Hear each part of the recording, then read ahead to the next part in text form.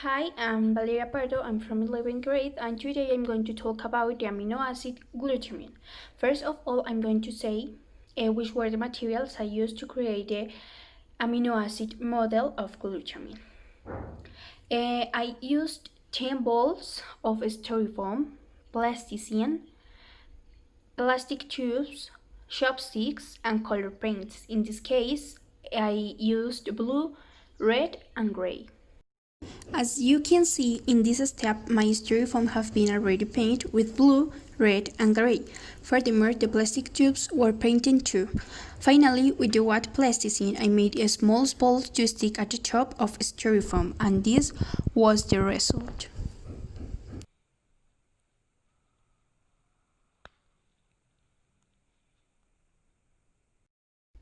But now, what is glue? This is my model project. I have 5 gray balls which are representing the carbon group. The red balls are representing the oxygen and the blue ones are representing the nitrogen. As you can see, the white balls represent the hydrogen in each of the group. Glutamine has two different forms, L-glutamine and D-glutamine. Even they are almost identical but have a slightly different molecular arrangements. While L-glutamine is used to make proteins and perform other functions, D-glutamine appears to be relatively important in living organisms. L-glutamine can be produced naturally in our body. In fact, it is the most abundant amino acid in the blood and other body fluids. Now, I'm going to talk about many of the functions that the glutamine has in our body. Glutamine is vital to protein synthesis. Without glutamine, a protein might not fold correctly or function properly. If a protein doesn't work correctly, disease or death can happen. If a protein folds but cannot function due to a change in amino acid structure, death can also occur. Glutamine is precursor to cell energy. The leaf system typically uses the simple sugar glucose, but when the glucose isn't available, the glutamine is used.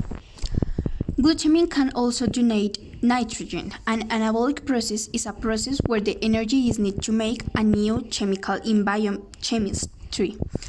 A typical process in human is the production of purines, or one of the 4 base pairs of DNA.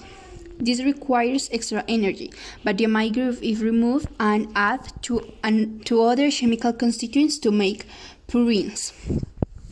Glutamine, furthermore, donates carbon and is an important source of carbon in the second half of energy metabolism. The second half of energy metabolism is called the citric acid cycle, where ATP is made. The carbon groups from the R group of the glutamine can be used to form ATP to ensure energy for life. Now, glutamine in our daily food. Glutamine is naturally found in a variety of foods. It has been estimated that a typical diet contains 3 to 6 grams per day. The following are the percentages of protein made up of L-glutamine in each food.